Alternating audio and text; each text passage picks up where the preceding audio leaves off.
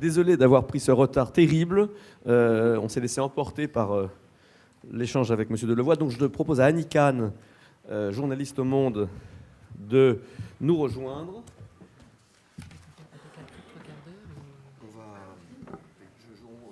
Je réfléchis une seconde, je vous dis ça tout de suite. Je vais voir. Alors donc, je vous en prie, Madame Kahn, installez-vous. Donc, nous allons lancer donc effectivement cette table ronde autour du thème « Dans quelle limite la société nous autorise-t-elle à l'échec ou à l'erreur ?» Et donc Thierry Boiron, Guy Kaufmann, Bernadette Groison et Thibault Renaudin nous ont rejoints à la tribune. Et je vous passe la parole. Merci beaucoup. Donc en fait, M. Delevoye avait déjà pas mal lancé le débat. Pardon. Vous m'entendez là ? Oui. Le débat, donc, dans quelle limite la société nous autorise-t-elle à l'échec ou à l'erreur ? Avec, comme il vient d'être dit, donc 4 personnes pour en débattre. Thierry Boiron, président du conseil d'administration des laboratoires Boiron. Guy Kaufmann, directeur général des services du Conseil général du Val d'Oise et président de l'Institut Confiance.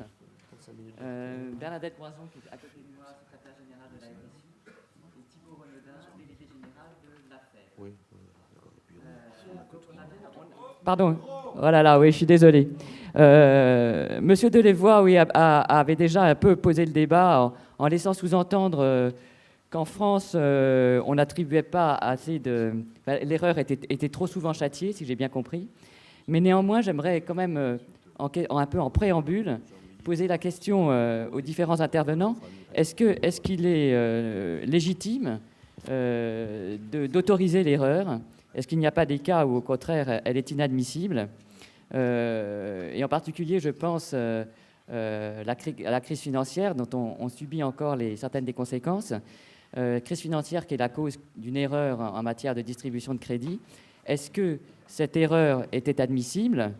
Oui ou non ? Est-ce qu'il ne faut donc pas essayer un peu de qualifier ces erreurs ? Alors, je vais commencer par poser la question à M. Boiron, puisque en tant que responsable d'entreprise, comment répondriez-vous à cette question et plus généralement à l'admissibilité de l'erreur ?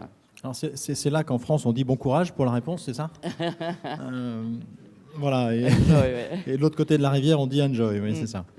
Je connais bien les deux côtés puisque j'ai passé pas mal de temps de l'autre côté de la rivière en Amérique du Nord. Mais je n'aurais pas la prétention de répondre à votre question parce que je ne suis pas un spécialiste du domaine. Mais par contre, ce que je ressens profondément en tant que citoyen et en tant qu'acteur, je dirais, économique en France, c'est que de plus en plus, nous sommes conscients des risques et des opportunités de la créativité. Et la créativité financière a créé les hedge funds, a créé cette crise économique et financière que nous connaissons aujourd'hui encore. Et donc, finalement, on est bien de plus en plus informé, co-responsable, je dirais, face à cette réalité, et on a envie de devenir de plus en plus co-acteur. Et qu'on en tire, en tant que citoyen et en tant qu'acteur économique, on en tire quand même des leçons. Et parfois, on a l'opportunité à la fois d'expression, soit par des actions, soit par des votes, pour exprimer le mécontentement et ou notre satisfaction des propositions qui sont faites. Et si sur la crise financière, puisque c'est le sujet de votre question, si ça a été un des thèmes centraux quand même de la campagne récente présidentielle, c'est bien qu'il y avait une prise de conscience à ce niveau-là, qu'il y avait là une source d'insatisfaction profonde de la France en particulier, des citoyens, mais pas uniquement de la France, de la plupart des pays. Ok, donc là on a vu, la société n'a pas accepté l'erreur, enfin en tout cas en France, en rejetant et en demandant un changement de pouvoir. Et vous, Monsieur Renaudin, donc en tant que représentant de la FEV et donc du milieu étudiant, que pensez-vous de cette question ? Alors, je ne sais pas si je suis représentant du milieu étudiant, en tous les cas représentant d'une association qui essaye de faire valoir les questions de confiance et l'engagement de jeunes étudiants dans des actions de solidarité et de jeunes citoyens. Je crois que moi non plus, je n'aurais pas vocation à répondre, je n'ai pas la prétention à répondre à cette question fort complexe. Pour autant, il ne faudrait pas que cet exemple-là, qui est en effet extrêmement problématique et qui est de l'ordre d'une certaine faute et donc d'une moralité, d'un engagement moral assez fort, cache la question de l'inacceptation de l'erreur dans notre société. Et ça a été dit tout à l'heure par le président Delevoye, et c'est ce que nous constatons, nous, dans les territoires dans lesquels nous intervenons, que sont les quartiers populaires, cette difficulté à accepter l'erreur. Et donc notre société, elle est plutôt en prise de cette question-là, plus que de la condamnation de la faute aujourd'hui. Ça a été dit très justement par le président Delevoye, l'enjeu pour nous, c'est d'essayer de faire en sorte de comment on arrive à vivre ensemble dans une société très anxiogène, où les uns et les autres, on a tous peur les uns des autres, et on cherche toujours dans l'autre ce qui va nous mettre en danger. Mais comment on arrive à passer d'une société où on vit finalement assez mal les uns en défiance des autres à une société où on arrive à faire bien les uns avec les autres. Donc ça nécessite de descendre le niveau anxiogène et d'essayer de se mettre un petit peu en danger, en risque, de faire confiance à l'autre. Et c'est toute la difficulté. C'est le pari que nous essayons de faire à la FEV et qui n'est pas un pari simple, en particulier sur les questions éducatives, mais je pense qu'on aura l'occasion d'y revenir après. Alors, je passe maintenant la parole à M. Kaufmann. Quand on a un petit peu préparé ce débat, vous me disiez, attention, il faut bien distinguer l'erreur et la faute. Alors comment sait-on qu'on est dans l'erreur et comment sait-on qu'on est dans la faute? Oui, dans l'analyse, effectivement, il y a des degrés dans l'erreur ou dans la faute. La faute, comme ça a été dit par mon prédécesseur, a une dimension un petit peu morale. Okay. Par contre, l'erreur, pour donner une illustration du titre d'un ouvrage qui a marqué un petit peu les esprits il y a quelques années, l'erreur de Descartes.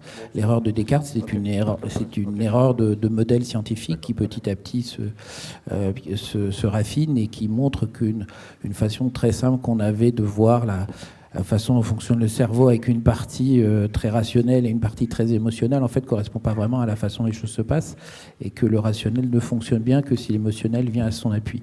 Donc l'erreur, par exemple, est le moteur, effectivement, du progrès scientifique. Et donc cette erreur-là, qui vient de l'expérience, du test d'un certain nombre de modèles, c'est quelque chose qui fonde un certain nombre de progrès et qu'il faut regarder différemment de la faute avec sa dimension morale, à la dimension morale que ça comporte. Mais même quand on est dans la dimension morale, et pour revenir à l'exemple que vous donnez sur la crise américaine, les choses ne sont pas si simples. Quand on observe de près l'enchaînement des événements au moment de la crise de septembre 2008, on s'aperçoit que les autorités américaines ont changé 2 fois de position quant à savoir s'il fallait sanctionner ou pas ceux qui étaient en cause dans l'effondrement des dominos. Ils ont d'abord, dans un premier temps, souhaité sauver un certain nombre d'acteurs économiques, comme la banque d'affaires Bear Stearns en mars 2008.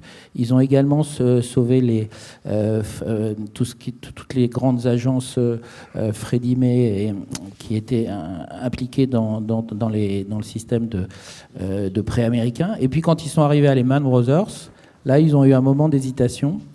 Ils se sont dit, en faisant référence dans les chroniques de l'époque, c'est très clair, à la théorie d'Adam Smith sur l'aléa moral, ils se sont dit, si on continue à aider tout le monde, on va encourager dans l'avenir les comportements déviants. Et là, ils sont arrêtés d'aider. Et Lehman Brothers s'était effondré. Ils ont accepté l'erreur 3 fois et puis ils l'ont sanctionné la 4e. Et après, ils sont aperçus qu'ils ont accéléré la chute des dominos, ils ont accéléré le risque systémique. Et dans la même semaine, 2 jours après, les autorités américaines ont fait un prêt de 85 milliards de dollars à AIG pour les sortir de l'ornière. Et ils ont mis en place le vendredi même de la même semaine le fameux système TARP qui mettait, je crois, 700 milliards de dollars sur la table pour éviter que les autres dominos, c'est-à-dire toutes les autres banques d'affaires américaines, chutent derrière. Donc vous voyez, en temps réel, la question de savoir si vous sanctionnez l'erreur et la faute ou si vous ne la sanctionnez pas n'est en pratique pour des autorités publiques pas si simple que ça. Il y a une composante morale, certes, mais il y a aussi les effets systémiques des décisions que vous prenez qui ne sont pas faciles à gérer. Ok, donc c'est la démonstration même qu'effectivement, il vaut mieux accepter l'erreur et en trouver les causes et les paliers plutôt que de sanctionner, d'après cet exemple. Mais donc, tout à l'heure aussi, que M. Delevoye c'est assez récurrent dans la société, cette mauvaise acceptation de l'erreur, et en particulier en France, dit-on, est beaucoup due à l'éducation, à la façon dont on éduque les enfants et dont on sanctionne l'erreur dans le milieu éducatif. Donc, j'ai posé la question à à Bernadette Loison. Qu'en pensez-vous ? Oui, je crois qu'on fait reporter effectivement des fois beaucoup de choses sur le système éducatif. Je crois que ça participe d'ailleurs de ce côté très anxiogène dans notre société du statut de l'erreur de manière globale, puisqu'il ne faudrait pas vivre le système éducatif comme un monde en vase clos où, par exemple, les enseignants viseraient à un élitisme ou à faire réussir certains élèves, et que donc ce qu'ils privilégieraient, c'est bien sûr la note, et c'est une certaine façon de faire l'école. Je crois qu'il faut aussi se dire, mais je pense qu'on y reviendra, parce qu'on reviendra peut-être sur comment faire autrement et encore mieux dans le système éducatif, mais je crois que les enseignants et les personnels d'éducation ont au contraire cette motivation quotidienne, et eux aussi cette angoisse très forte de savoir comment ils vont faire réussir chacun de leurs élèves. Et donc il faut s'interroger sur ce qui pèse aujourd'hui, je crois, sur l'école. Il faut regarder que l'école, elle n'est pas donc en dehors d'une société très anxiogène, où le statut de l'erreur est dans la société quelque chose qui interroge. Mais je partage ce que dit d'ailleurs M. Kaufmann. Je crois qu'il faut déjà s'interroger sur comment on définit aujourd'hui l'erreur, la différence entre l'erreur et la faute, et je crois qu'il y a quand même la question de l'intention derrière qu'il faut regarder. Vous parliez très brièvement, je refais cette parenthèse parce que vous parliez de la crise financière. On ne va pas discuter ici de la crise financière, mais enfin, s'agit-il d'erreurs ou de choix qui ont été faits, d'ailleurs des choix assumés, y compris par des entreprises ou par des systèmes financiers, qui ont conduit ensuite à ce qu'une situation soit telle qu'on demande à ce qu'elle soit corrigée ou les citoyens la sanctionnent. Donc je crois qu'il faut s'accorder aussi, et je repense à ce que disait le président Delevoye, dans cette société où effectivement il y a beaucoup de doutes, d'angoisse et de défiance, à redéfinir un peu ce qui est la part de l'erreur, de la faute ou de la part de choix qui ne sont pas partagés dans notre société. Je dis cela parce que, pour en revenir à votre question sur le système éducatif, pèsent sur l'école des prescriptions, des injonctions qui sont parfois contradictoires. On demande beaucoup à l'école, la société, les parents eux-mêmes demandent beaucoup à l'école, et le système éducatif, donc les enseignants, sont dans ces contradictions. Lorsque un élève rentre chez lui, le président le disait, alors je fais un peu dans la caricature, mais je sais qu'il faut aller vite, lorsque un enfant rentre chez lui et qu'on lui demande s'il a été sage ou s'il a eu une bonne note, bien évidemment, on voit bien que l'attente des parents, à travers quelque chose de légitime qui est la réussite de leur enfant, ne situe pas forcément eux-mêmes ce qui est nécessaire pour que leur enfant réussisse, et par exemple, justement, cette confiance énorme que doivent avoir les enfants en eux-mêmes pour réussir. Et donc, le système éducatif, il est aussi confronté à cela. Je rappelle qu'on s'est beaucoup bagarré ces dernières années, et Thibault Renaudin de la Fève le sait aussi, contre des prescriptions qui demandaient aux enseignants d'évaluer beaucoup. On évalue tout à l'école, de la maternelle au lycée. Il faut évaluer, il faut rendre des notes. Bon. Et à un moment où les enseignants, et ça a été d'ailleurs l'objet de contestation, ont dit mais on passe plus de temps à évaluer qu'à enseigner. Donc cela ne va pas. On est dans un système où la performance, l'évaluation prévalent sur ce qu'il faut enseigner, la part de la connaissance, la part des compétences. Bon. Et troisième difficulté, nos élèves sont, eux, dans cette tension où le projet porté par leur famille n'est pas toujours le projet porté par l'école, où la façon de voir comment cela doit se passer n'est pas toujours la même chose entre la famille et l'école. Et on le sait, un enfant, un élève ne peut pas apprendre bien s'il se sent en contradiction entre ce que lui dit sa famille et ce que dit l'école. Donc je dis cela parce que dans la question de la confiance, dans la question du statut de l'erreur, il faut non seulement travailler à l'intérieur du système éducatif, et je pense qu'on reviendra sur 2 ou 3 sujets pour améliorer les choses, bien évidemment, parce que le système éducatif a sa part pour remédier à cela, mais il faut travailler aussi à réconcilier la société avec son école. Il faut réussir à retravailler ensemble sur un projet éducatif qui corresponde bien à un projet de société. Et bien évidemment, je crois que c'est en ce sens qu'il faut travailler les choses pour apaiser les tensions et améliorer la confiance en soi de chacun. Ok, effectivement, on viendra dans un deuxième temps un peu aux solutions, mais en vous écoutant, on a quand même un peu l'impression qu'on est de nouveau dans un problème d'œuf et de poule, c'est-à-dire vous dites les enseignants ont telle attitude parce que les parents attendent, ou les sociétés, oui, enfin vous avez cité les parents également, et puis les parents, eux, ont cette attitude-là parce qu'ils voient les réflexions des enseignants en face, les fameux peut mieux faire que tout le monde connaît. Enfin, on verra tout à l'heure éventuellement comment sortir de cette impasse. Et donc vous, Monsieur Renaudin, donc toujours dans le système, pour parler du système éducatif. Oui, on a sans surprise un peu la même analyse avec Bernadette Groison. Notre système éducatif républicain n'a pas fait le deuil de ce que portait l'Ancien Régime sur les questions éducatives et sur la question de la moralité. On fait toujours des fautes de français. On fait des fautes de français. On corrige toujours beaucoup en rouge et on fait énormément de notes. Et on fait des devoirs. Donc tout ça en dit long sur le système éducatif dans lequel on est. Et donc on transfère, comme le dit très justement Bernadette, on transfère à notre système éducatif une pression terrible. Et donc les enseignants sont censés régler l'ensemble des problèmes de la société. Voilà. Et pour autant, notre société, notre République s'est construite autour de son système éducatif, donc de façon très fermée. Pas forcément pour les parents, en lien avec les parents, on le sait, l'école s'est construite contre les parents et qui représentait la sphère religieuse. Et la société environnante est toujours un peu vue avec difficulté, en particulier le monde de l'entreprise. C'est-à-dire, quand on regarde l'entreprise, c'est toujours avec beaucoup de méfiance, y compris dans le système éducatif. Donc il faut être en capacité, à la fois, et c'est le combat que nous avons mené il y a quelques années, où nous avions fait une pétition pour demander la suppression de la notation chiffrée, au moins à l'école primaire, pour dire, voilà, ça n'a pas de sens, on sait bien que ça n'a pas de sens, cette évaluation. Il faut essayer d'évaluer ce qui est acquis, donc pour voir ce qui reste à acquérir, et non pas évoluer ce qui n'est pas acquis et de noter et de faire valoir la faute, et non pas l'erreur. Et donc on a mené ce combat, on continue à mener ce combat, il est complexe, ça nécessite que nous percevions notre système éducatif dans sa globalité et dans sa transversalité. Donc ça nécessite de retisser de la confiance entre l'ensemble des acteurs éducatifs, à chacun sa place.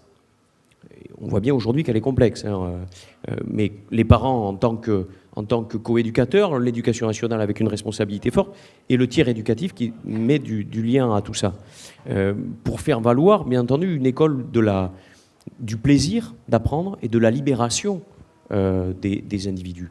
Et c'est de ça dont il s'agit. On voit bien, alors Bernadette et moi-même, nous sommes attentifs aux chiffres de PISA qui vont tomber dans quelques minutes, mais sans surprise. Ils sont tombés ce matin. Voilà, ils doivent tomber à 11h, là. Donc, on sait qu'ils sont... déjà sur toutes les antennes. Voilà, mais ils sont pas très bons, mais ils en disent long un peu de notre système éducatif. Donc, ça veut dire qu'il y a une vraie volonté, une vraie nécessité, en tous les cas, de changer ce système pour reconnaître l'erreur. Moi, on parlait tout à l'heure de l'autre côté de la rivière aux États-Unis. Un petit exemple, j'étais avec une de mes nièces et on était à côté d'un endroit où il y avait un jeune qui jouait au baseball.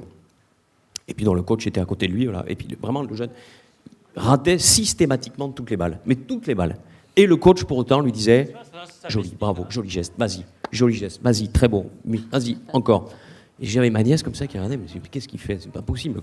Et puis d'un coup, pam, il tape la balle. Et là le coach dit yeah, good game. Et là ma nièce elle se retourne, elle me dit mais moi ma prof de sport, elle m'aurait dit depuis longtemps, oh, qu'est-ce que tu fais là, t'es nul ou quoi là? Pourquoi? Mais vas-y, t'es nul, ça va pas du tout. Et là, le type avait passé 20 minutes. Alors, c'est pas une caricature, c'est très caricatural ce que je dis, mais ça en dit long aussi sur notre état d'esprit, sur la question de l'erreur qui participe à construire, à libérer, et la faute, ce poids de la moralité, qui est très transversal dans l'ensemble de notre société, mais assez fort, je trouve, dans le système éducatif, qui écrase très fortement les individus. Merci. Donc après, en entreprise, donc là je me retourne vers Monsieur Boiron, vous récupérez donc, entre guillemets, des personnes qui sont passées par le système éducatif français, avec donc cette peur de mal faire, toutes les conséquences négatives que cette attitude anti-erreur peut prodiguer chez les individus. Comment ça se passe, et est-ce qu'en entreprise on peut essayer de corriger le mouvement, ou au contraire on l'empire comment est-ce accepté? Je crois qu'il faut déjà revenir à l'essentiel d'une entreprise et de tout projet. C'est qu'aujourd'hui, on est tous d'accord pour dire que nous évoluons dans un monde qui est complexe et incertain. Bien. Donc la clé pour nous, en tant qu'individu ou en tant que collectivité, c'est de rester en santé, c'est-à-dire de rester en équilibre, c'est-à-dire donc de s'adapter. C'est-à-dire donc qu'à partir du moment donné où on est en collectif, il va falloir que chacun puisse contribuer à l'équilibre général de la structure ou de l'entreprise. Pour cela, il faut qu'on compte sur chacun pour exprimer le meilleur de ce qu'il a en lui pour contribuer au projet. Donc, comme le disait le président Delevoye à l'instant, il faut déjà qu'il y ait un projet. Il faut déjà qu'on sache où on va, ce que l'on fait, pourquoi on le fait. Donc, que ce soit à l'échelle d'un pays ou d'une entreprise. Ceci étant dit, il faut donc ensuite que chacun puisse se sentir à même, confortable, à oser dire ou faire ce qu'il pense être le mieux pour son métier, son secteur, son service, son équipe, l'entreprise. Pour cela, bien évidemment, il faut qu'on contribue tous ensemble, si je parle de l'entreprise, là, à créer un environnement dans lequel on se sent confortable, c'est-à-dire on se sent en confiance pour pouvoir exprimer le mieux et le meilleur de ce que l'on a en nous. Alors, certes, le système éducatif peut et doit y contribuer, et y contribue déjà dans un certain degré, et il faut qu'on continue à renforcer cette force-là. Car en effet, je crois qu'en France, comme le disait là encore le président Delevoye à l'instant, c'est la créativité, c'est l'innovation qui fait notre force. Et je crois que c'est complètement synergique avec la capacité que nous avons à créer des environnements, où nous pouvons oser dire, oser faire. Et c'est encore basé sur la confiance. Et c'est encore basé sur le fait de dire on accepte le fait de prendre des risques. On ne peut pas oser sans prendre de risques. Et si on prend des risques, forcément, on va se planter. Forcément, on va commettre des erreurs.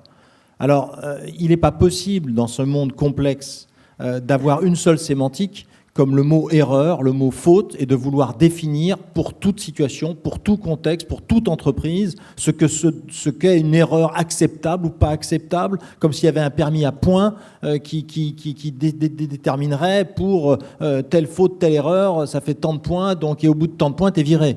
Non, ça ne marche pas comme ça. Il faut qu'on accepte aussi la complexité des définitions et la relativité des définitions. On a des mots, mais les mots, c'est la sémantique et ils sont piégeants. Et il faut qu'on accepte aussi de pouvoir avoir des définitions qui varient en fonction des contextes.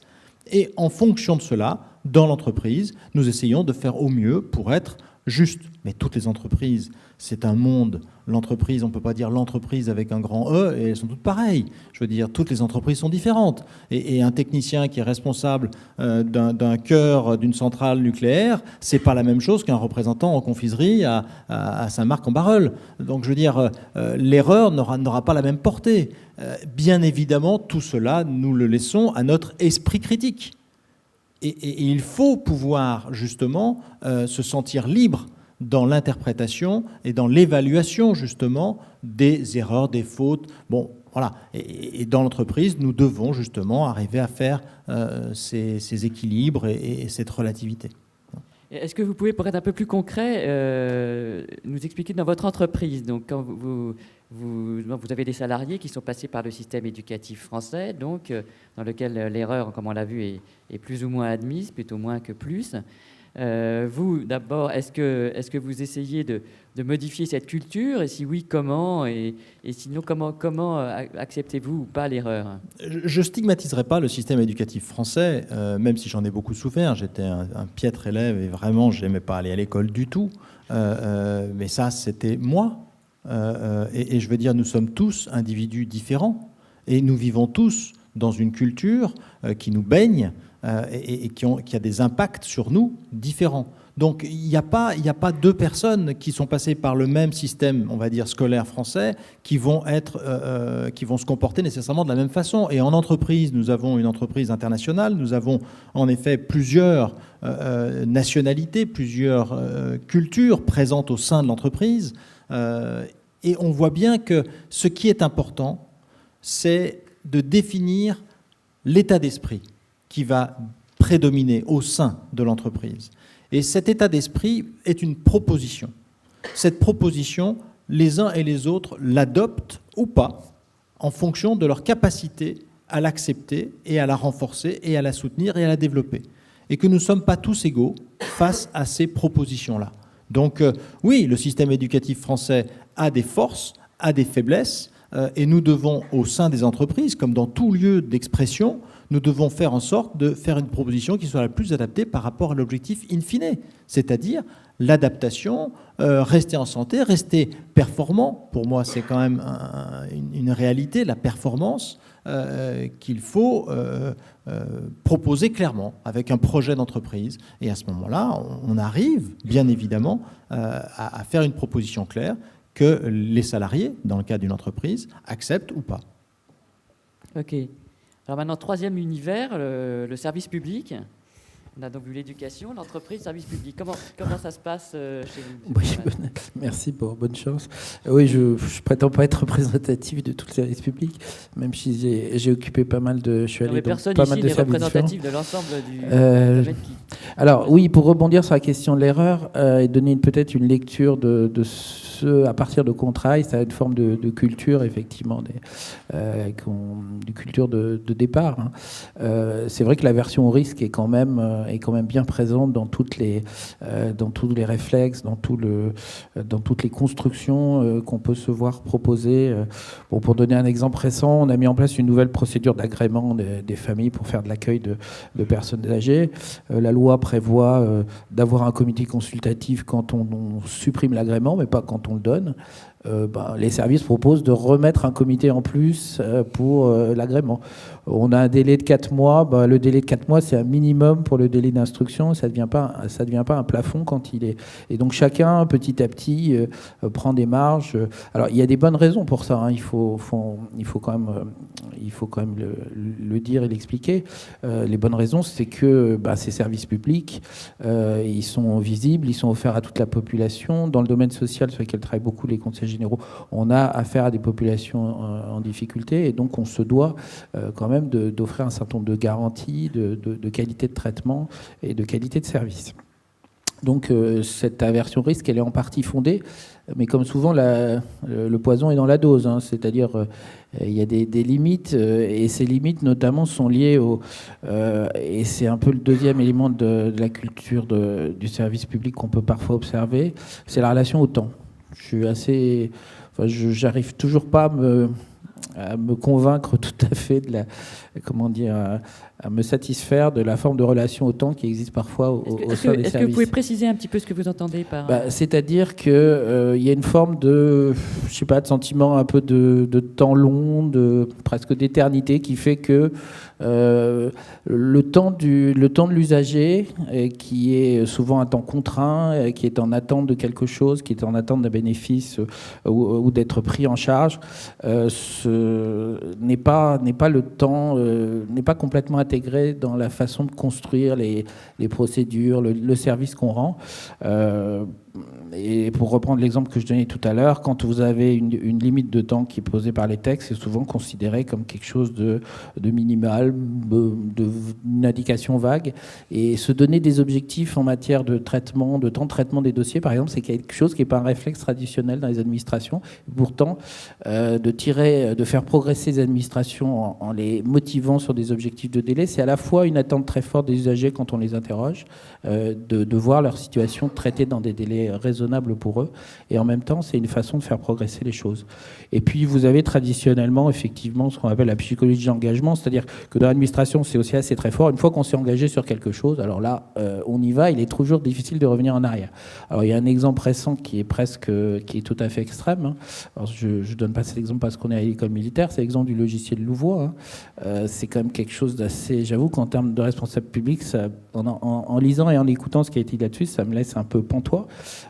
Sachant que le système de paye, tout responsable de n'importe quelle entreprise sait que s'il y a une chose qui doit tourner comme une horloge suisse, c'est bien le système de paye. Parce que pour préciser, je ne sais pas si tout le monde est au courant en tête ce qu'est le système Louvois, donc le système de paye des militaires. Hein. Oui, 200 000 personnes, c'est quand même beaucoup. Et le calculateur, si on regarde un peu la liste, depuis 2 ans, le calculateur dysfonctionne. C'est-à-dire le cœur même du système qui doit calculer la paye dysfonctionne, mais à tel point, à un point très, très élevé. Je crois que, si j'ai bien lu certains articles, il y a un an, sur une paye de 200 000 personnes, il y avait 11 000 personnes qui étaient à zéro. Bon, c'est quand même quelque chose d'assez étonnant. Alors, on a un devoir de réserve très fort dans l'armée, et donc effectivement, peu de choses sont sorties. Il a fallu que le ministre lui-même s'empare d'un sujet qui est généralement pas considéré comme un sujet de ministre, c'est de l'informatique, c'est de l'intendance, pour arrêter la course de ce dysfonctionnement qui est là, qui a duré 2 ans avant d'être inversé. Donc, on a un peu une sorte de mauvais exemple de tout ce que peut amener cette culture du temps long. On a toujours le temps de réparer les choses. Bon, alors par contre, il y a quelque chose qu'il faut dire aussi, c'est on lit que bon, dans ces cas-là, la responsabilité des gens n'est pas mise en œuvre, c'est faux. C'est-à-dire quand on est à l'intérieur de ces administrations, tout le monde sait très bien qui a géré la situation, et généralement, ça a des conséquences pour avoir géré des carrières, ça a des conséquences sur les carrières des gens. Donc il est faux de dire que les responsabilités ne sont pas mises en œuvre. Mais en même temps, c'est un petit peu disons, une mauvaise illustration des excès de ces éléments de culture qui sont l'aversion au risque et puis une sorte de raisonnement sur temps long. Mais quand même, parce que vous avez l'air de dire que là, le corps acceptait trop facilement l'erreur, puisque l'erreur était là et que personne ne s'en souciait. Bon, c'est peut-être une question. Oui, accepter l'erreur, disons, avait du mal à se remettre en cause et à vraiment se reposer la question à la racine et à dire on arrête, quoi.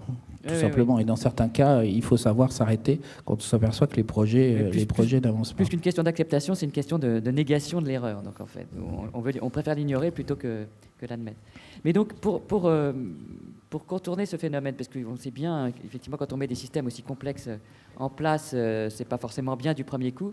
Donc je crois que vous êtes un adepte de l'expérimentation, justement, comme moyen, puisque maintenant on va passer un peu dans la deuxième phase de la discussion, c'est-à-dire, bon, l'erreur est là, elle est humaine, tout le monde le sait. Comment faire pour y remédier, pour qu'elle soit à la fois reconnue, acceptable, qu'on puisse en tirer profit et donc y remédier.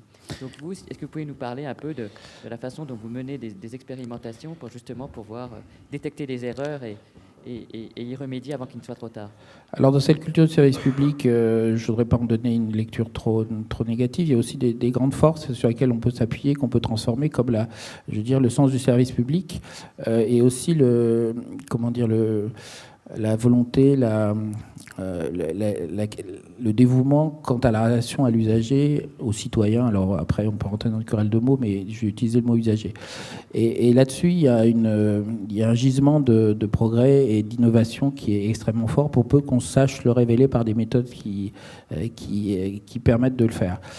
Donc en ce qui concerne le département du Val d'Oise, on s'est lancé il y a 2 ans dans le service qui dysfonctionnait le plus, qui était un service d'accueil des personnes handicapées, notamment du fait qu'on avait 3 sites différents, sur une démarche de design de service qui comprend 3 phases, assez classiques, mais qui, mises bout à bout, permettent à la fois de mobiliser les gens, mais de les mobiliser, comme le disait Jean-Paul Delevoye, autour d'un objectif commun qui est le service de l'usager, et en intégrant aussi la réflexion de ce fameux citoyen acteur dont il parlait, qui vient notamment à plusieurs moments de cette démarche pour apporter quelque chose.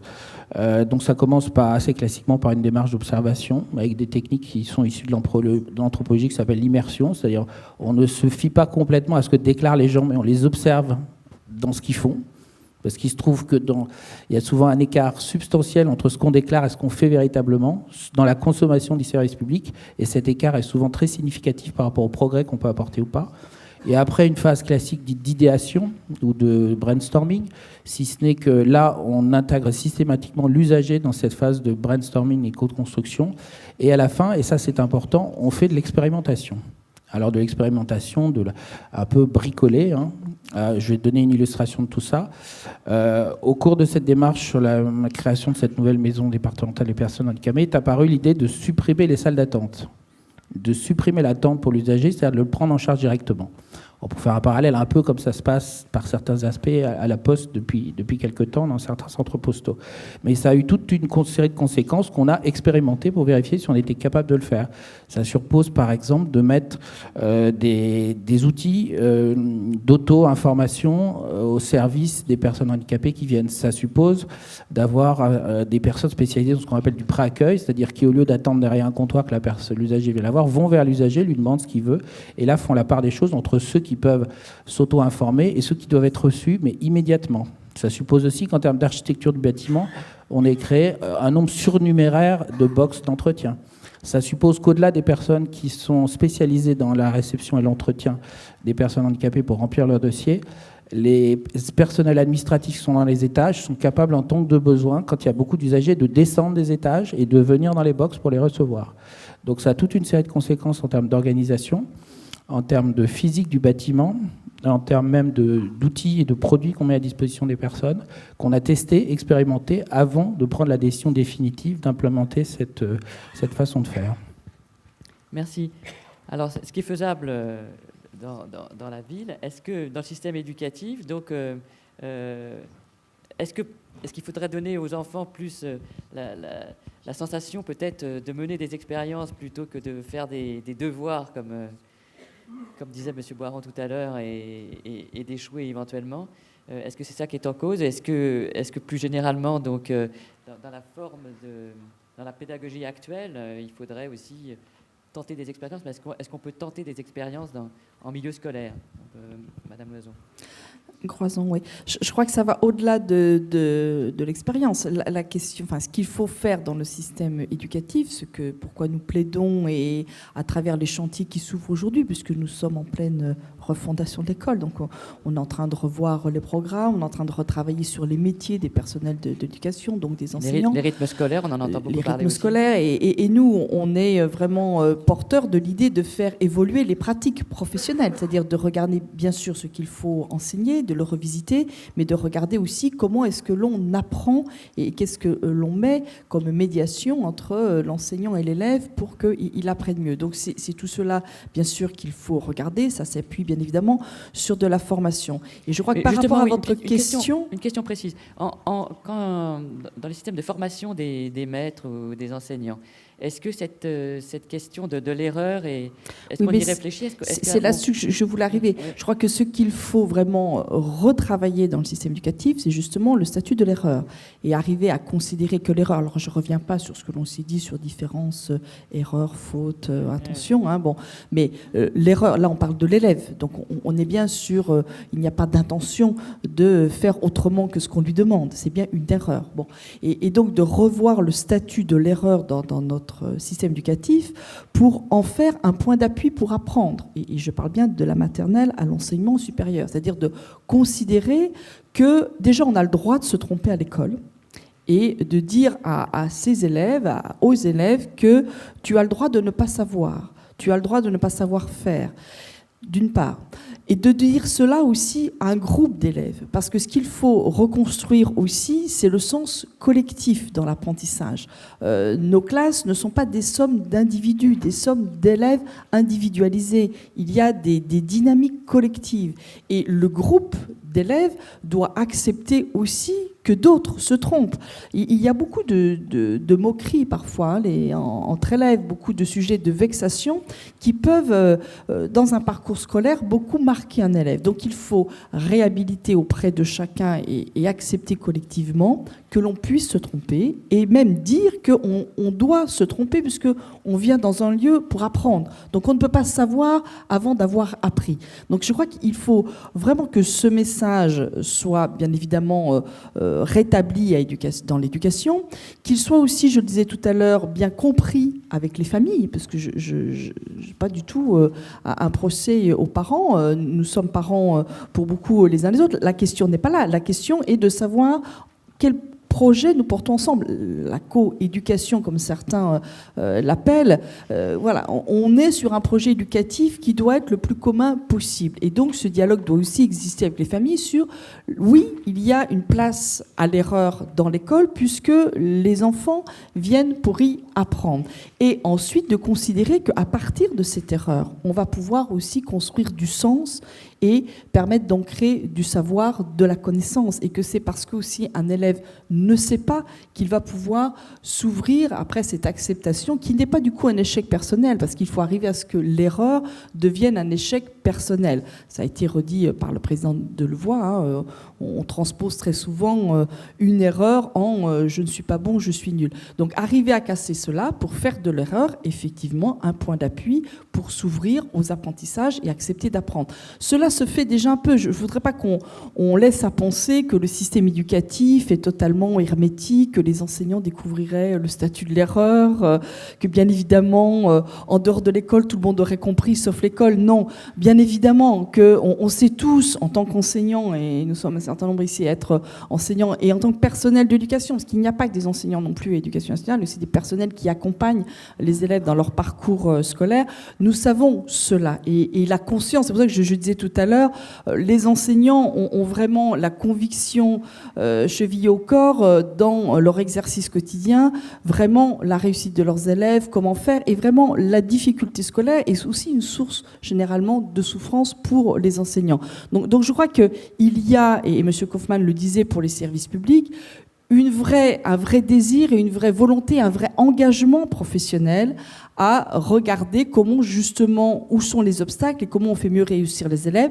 La question de l'erreur, et PISA nous le rappelle souvent, je pense que ce sera encore dans le rapport PISA, le statut de l'erreur en France est effectivement un des obstacles qu'il nous faut lever, et donc il faut aller dans cette voie. Donc la conscience est là, maintenant il faut les outils, et je le dis, j'ai parlé de l'évaluation tout à l'heure, mais nous sommes allés trop dans l'éducation nationale, mais aussi dans l'ensemble des services publics, et je crois que c'est aussi un débat de société, nous sommes allés trop loin sur cette idée que l'individu prime sur le collectif et qu'il doit pouvoir y arriver seul.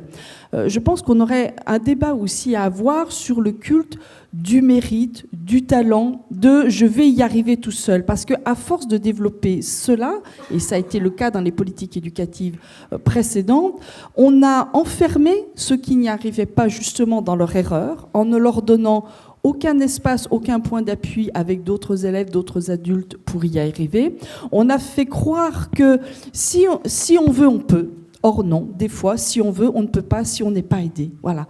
Et donc ça, cette focalisation sur l'individu, je crois, nous mène, contrairement à ce que l'on peut penser, n'est pas source d'épanouissement, de richesse, de dynamisme, et au contraire, enferme les individus. Donc il faut aussi redonner du sens aujourd'hui au collectif, et on y arrive aussi ensemble par un projet qui passe par du collectif, qui passe par de l'accompagnement. Je le redis, en ce qui concerne le système éducatif, ça passe par un travail du système éducatif à travers programmes, pratiques professionnelles, toute une série de choses sur lesquelles il faut continuer de travailler, et il y a vraiment, je crois, une vraie disposition aujourd'hui des enseignants à travailler en ce sens. Ça passe avec les relations avec les familles, ça passe par de la formation, mais ça passe aussi, bien évidemment, par le choix de la société. L'école ne fera pas autrement si sa société ne porte pas aussi cette idée que, bien évidemment, dans la société aussi, le statut de l'erreur, le sens du collectif, l'intérêt général. Nous parlions des services publics. Moi, j'entends ce que disait M. Kaufmann.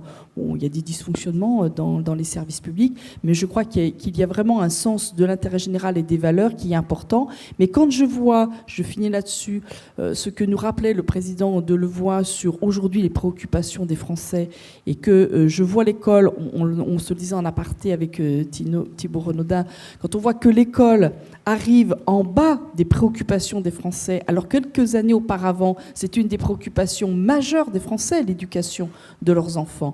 Aujourd'hui, mais bien sûr, c'est lié à la crise économique et sociale, et bien évidemment que la survie, comme le disait M. Delevoye, prime sur le reste, mais je crois qu'on a aussi à faire ce travail, que bien évidemment, il faut faire face à la crise économique et sociale, mais bien évidemment que au-delà de la crise, il y a les mutations à venir, et que pour ces mutations à venir, qu'elles soient économiques, technologiques, culturelles, ça passe par l'éducation, ça passe par la formation, et il faut refaire du débat éducatif et donc de la réussite de tous nos élèves un enjeu majeur aujourd'hui pour l'avenir.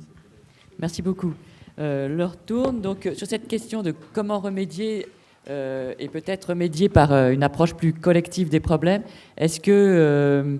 Bon, Monsieur Renaudin, vous aviez l'air d'acquiescer aux propos de Mme Loison. On va assez rapidement chacun, si vous posez quelques questions à la salle, parce que l'heure a tourné. Oui, en deux mots, et Bernadette vient de le dire très justement, qu'est-ce qu'on assigne à notre système éducatif? C'est quoi l'objectif? Dans une société qui doit être aujourd'hui une société de la connaissance, est-ce que la République, parce que Bernadette a raison, il faut arrêter de faire le procès en permanence des enseignants, c'est un système qui tient aussi par l'héroïsme de ses membres, comme le dit souvent François Dubet. Qu'est-ce qu'on assigne comme objectif à cette société de la connaissance? Et qu'est-ce que la République donne comme objectif à notre système éducatif aujourd'hui? Et à l'évidence, ça ne doit plus être ce qu'elle assignait à notre système éducatif il y a un siècle, et ce qui est toujours le cas aujourd'hui, c'est-à-dire l'émergence d'une élite. Parce que notre système éducatif va bien, il fonctionne bien. Pour ceux qui vont bien, il va bien. Et c'est ce que disent les chiffres, les sacro-saints chiffres PISA. C'est que notre système éducatif va bien pour ceux qui vont bien. Oui, oui. Et il va très bien. Et ça fonctionne bien. Et ça fait de belles élites, de gens remarquables. Et voilà. Donc c'est bien. Mais pour une grande majorité, aujourd'hui, notre système ne va pas bien. Et ce qu'on doit assigner à notre système éducatif, c'est faire en sorte que tout le monde réussisse. Et c'est ce que tu viens de dire. C'est que tout le monde, au moins chaque individu, puisse trouver dans le système éducatif les moyens à la fois de s'épanouir et de devenir libre. C'est ça l'enjeu. Et faire en sorte que notre pays soit le pays de l'innovation à tous les niveaux. Et donc, c'est ça aujourd'hui. Et donc, on doit repenser notre système éducatif, et le président encore Delevoye le disait tout à l'heure, décidément, il a dit beaucoup de choses. C'est comment est-ce que le chef d'équipe, l'enseignant ou les enseignants sont bien des chefs d'équipe. Et que la classe qui est tout autour, eh bien, c'est de la responsabilité de chacun que la réussite de tous. Voilà, c'est de ça dont il s'agit, et pas aujourd'hui comme on l'a trop, c'est-à-dire encore trop souvent une gare de triage. Il faut qu'on arrive à tirer chaque élève à la fois le meilleur et faire en sorte que ce soit de la responsabilité de tous, donc un système beaucoup plus coopératif que nous avons aujourd'hui. Monsieur Boiron, dans votre entreprise, donc c'est ça un peu, ce sont les principes que vous avez mis en œuvre pour mieux accepter l'erreur et mieux en tirer parti. Oui, je crois encore une fois que la clé de l'entreprise, c'est de savoir travailler ensemble. Que la transversalité, on l'a évoqué à plusieurs reprises, est très importante, et qu'une des façons de limiter les erreurs, c'est la capacité de parole. C'est la capacité de savoir se rencontrer. Aujourd'hui, où les mails et où le poids parfois de la communication est distante, il faut savoir se rencontrer et se parler, parce qu'il n'y a pas que l'intelligence rationnelle mathématique qui entre en jeu. Il y a toutes les formes d'intelligence qui permettent d'être plus intelligent globalement, qui permettent donc de faire moins d'erreurs, que l'intuition soit autant valorisée que la rationalité mathématique pure. Il faut l'ensemble de ces compétences-là et de ces intelligences-là pour arriver à être le plus juste possible. Et pour cela, il faut que toutes les compétences qui forment l'entreprise, et que ce soit des compétences informatiques, commerciales, comptables, techniques, réglementaires, toutes ces compétences-là ont des forces, et seules, elles ont beaucoup de faiblesses. Et il faut donc cette collaboration et cette rencontre dans la diversité, dans la différence, pour permettre de créer et d'enrichir et d'avoir une valeur ajoutée qui soit la plus juste possible, en gardant toujours le bénéficiaire et le projet de l'entreprise au cœur même des discussions. Si on garde ça, c'est-à-dire ce que vous venez de dire très justement, c'est-à-dire garder le sens, pour moi les deux mots clés du manager, c'est-à-dire de celui qui va animer une équipe de 2 personnes ou de 5000, c'est toujours la même chose. C'est 1, donner du sens, 2, donner envie. Voilà. Si on a cette capacité-là à inspirer et en replaçant et en repositionnant le sens, à ce moment-là, on a plus de chances de faire un peu moins d'erreurs. Et n'oublions pas que l'erreur peut être riche d'enseignements. On avait Christophe Coppen hier ici, au niveau du RAID, qui rappelait que même dans le cas de réussite, mais aussi dans le cas d'échec, il fallait faire un débriefing. Et l'erreur est riche. Bill Gates disait il y a 30 ans, quand il embauchait ses premiers cadres, il disait « je cherche des cadres qui ont fait des erreurs ». Parce qu'on m'envoie que des gens qui sont parfaits, qui n'ont jamais fait d'erreur. Donc voilà, il faut aussi pondérer un peu tout ça. Monsieur Kaufmann, vous avez quelque chose Voilà. Écoutez, s'il y a 1 ou 2 questions dans la salle, parce que le timing est... Oui, il y a des bras qui se lèvent, je sais pas s'il y a un micro, Une question. Attendez, on va vous passer une question. Qui est-ce? Où est la question? Ici, au milieu. Pardon. J'aurais une question à M. Boiron. Je suis plus du monde de l'entreprise, donc je ne me permettrai pas d'avoir d'avis sur l'éducation ou sur les services publics. Comment, au niveau de votre entreprise, vous faites porter le sens? Et vous nous parlez beaucoup de votre proposition, votre projet. En quelques mots, comment le définiriez-vous? Alors, ça se rejoint, puisque le sens de l'entreprise, c'est bien évidemment son projet, c'est l'étoile qui guide. Et le projet d'une entreprise, très souvent, doit pas se concevoir comme étant un slogan, mais beaucoup plus comme une histoire qu'on raconte à un temps et à un moment donné. Pour nous, dans l'entreprise, il est très important que nous puissions partager ce projet-là. Aujourd'hui, le projet de l'entreprise Boiron, c'est de faire en sorte qu'on puisse donner accès à l'ensemble des professionnels de la santé la compétence et la connaissance du médicament homéopathique, de manière à ce que ces professionnels de la santé puissent en faire bénéficier le plus de patients possible qui en ont besoin. Bon. Voilà, donc ça se dit comme ça, je le dirai différemment dans 10 minutes et je l'aurais dit différemment il y a 10 minutes. Mais l'important, c'est toujours pareil, c'est l'intention. Et nous partageons cette étoile qui nous guide, je dirais, le plus souvent possible et dans le plus de lieux possible au sein de l'entreprise. Et très souvent, nous remettons le contexte technique ou l'innovation informatique ou la mise au point d'un système comptable ou peu importe, on va le remettre dans le contexte de ce projet-là pour être sûr qu'il est pertinent et qu'il est juste. Voilà. Merci Thierry. Pardon, oui, il y a un jeune homme là qui a une question. Oui, bonjour. Je travaille à Bercy, ministère de l'économie et des finances. Une question en 3 points. On a mis en place une démarche qualité en interne avec un système de réclamation. Et ce qu'on voit avec ce système de réclamation qui permet normalement de faire remonter des dysfonctionnements et de s'améliorer, c'est que systématiquement, on a une recherche du coupable et de dire c'est pas moi qui ai fait l'erreur, c'est lui. Et finalement, nous, ce qu'on a envie de dire en mettant en place ce système, on s'en fout. Ce qu'on veut savoir, c'est comment on va améliorer le collectif, le global. Donc ça a été un petit peu abordé. Je recoupe aussi avec le côté, on a invité Nespresso et Google dans un événement. Je citais 2 phrases qui ont été citées que je trouvais géniales. Chez Google, on leur a demandé comment vous avez les moyens de prendre autant de risques. Ils nous disaient ils sortent des produits sur le marché avant de les industrialiser. Ils laissent tester les utilisateurs. Comment vous avez les moyens de prendre autant de risques? Il a retourné la question, il a dit moi je ne connais pas une entreprise qui a les moyens de ne pas prendre ces risques-là et de survivre. Nespresso, il a dit progresser, c'est changer d'erreur. Je trouvais ça assez intéressant. Comment on arrive à transformer l'erreur en une opportunité? Crise en chinois, ça veut dire opportunité, ça rejoint un petit peu. Et notamment sur les secteurs pharmaceutiques et aéronautiques, comment on peut se permettre de mettre en place un système qui permet l'erreur en interne, en sachant que l'erreur est inadmissible à l'externe. On ne peut pas écraser un avion ou avoir des produits pharmaceutiques qui sont, on voit bien le Mediator, etc. Et je reboucle une dernière fois avec l'éducation.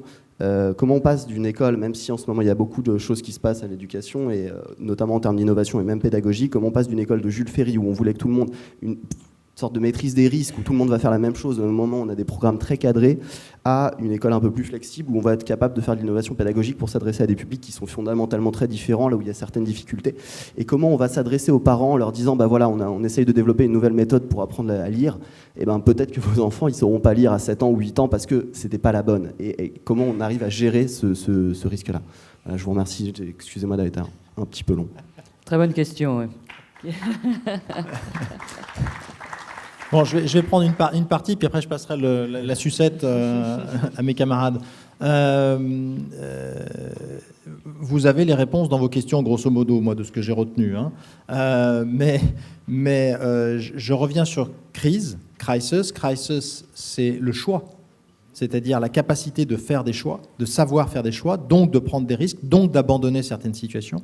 Donc il faut là aussi que l'entreprise prenne bien conscience du coût à ne pas faire de choix. Hein, vous l'avez dit, c'est Google ou Nespresso, peu importe. C'est terrible. Le coût du non-choix, le coût de la non-décision pour une entreprise est colossal. Si on pouvait la chiffrer, d'abord on passait trop de temps et c'est inutile, parce qu'on en est convaincu et conscient au sein d'une entreprise que la capacité que nous avons à rester en équilibre, en permanence à nous adapter à un contexte réglementaire et à un contexte marketing qui change, qui n'arrête pas de changer entre toutes les cultures et tous les pays dans lesquels une entreprise est généralement présente ou peut être présente, ou les quartiers, peu importe, on doit en permanence être capable de danser sur la pointe des pieds et de remettre en question ses choix. Donc nous devons absolument avoir cette agilité-là, et pour cela, il faut cultiver cette agilité au sein de l'entreprise. Donc de prendre des choix, de prendre des décisions, de savoir le faire, c'est un véritable apprentissage que l'on doit développer au sein des entreprises pour y arriver. Voilà, je passe. Merci. Oui, alors effectivement, moi, ça me fait penser à une question. Est-ce qu'on a besoin d'être en crise pour innover, changer? Alors, dans l'expérience qu'on a eue dans le Val d'Oise, effectivement, là où on a pu faire les choses les plus innovantes et changer le plus de choses, c'était dans les situations de crise extrême, où, grosso modo, la moitié des courriers que recevait le président du Conseil général, c'est pour se plaindre des services aux personnes handicapées. Et aujourd'hui, on en reçoit peut-être 1 ou 2 par mois. Et c'est ça qui a permis de tenter quelque chose qui, jusqu'à présent, n'avait pas été tenté en termes de façon de faire. Alors, est-ce qu'il faut le regretter? Est-ce qu'il faut... Bon, j'ai pas de réponse définitive à ça, mais c'est plus une observation.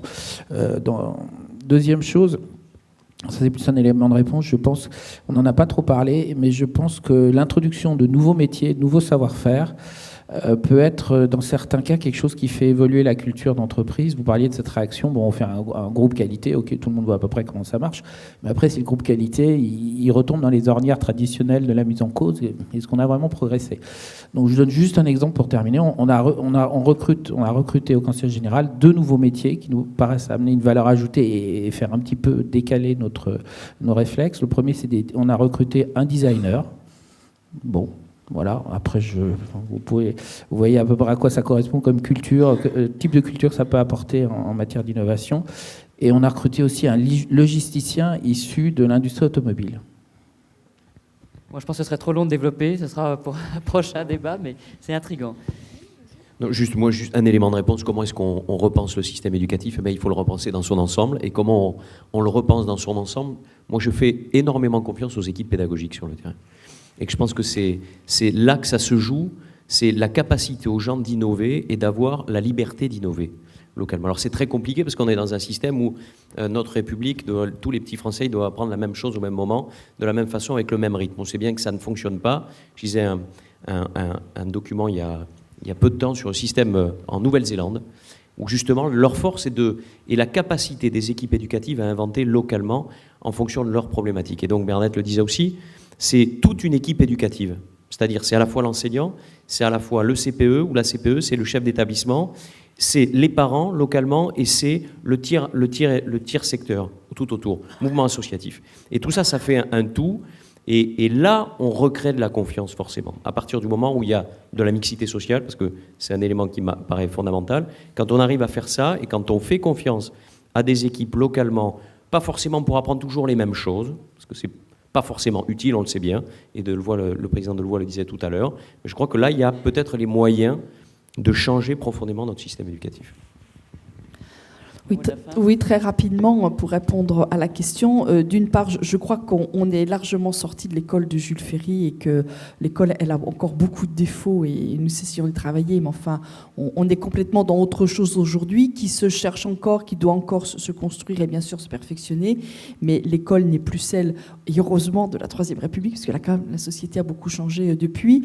On a les résultats PISA là, qui tombent, je pense, qui vont nous redire, qui nous redisent que le défaut majeur de notre système éducatif est la question des inégalités scolaires, dont on le sait, elles qui sont très fortement corrélées aux inégalités sociales. Donc moi, je crois que l'enjeu pour le système éducatif, il est de deux ordres. Le premier, c'est de faire porter les efforts pour ces élèves qui sont le plus en difficulté, parce que la réussite de tous, ça a ce sens-là, avec des exigences communes pour tous les élèves, ce qui ne veut pas dire qu'effectivement on passe par les mêmes chemins pour y arriver, et donc il faut accepter de la diversification. On va avoir tout un chantier qui s'ouvre sur la question, par exemple, de l'éducation prioritaire.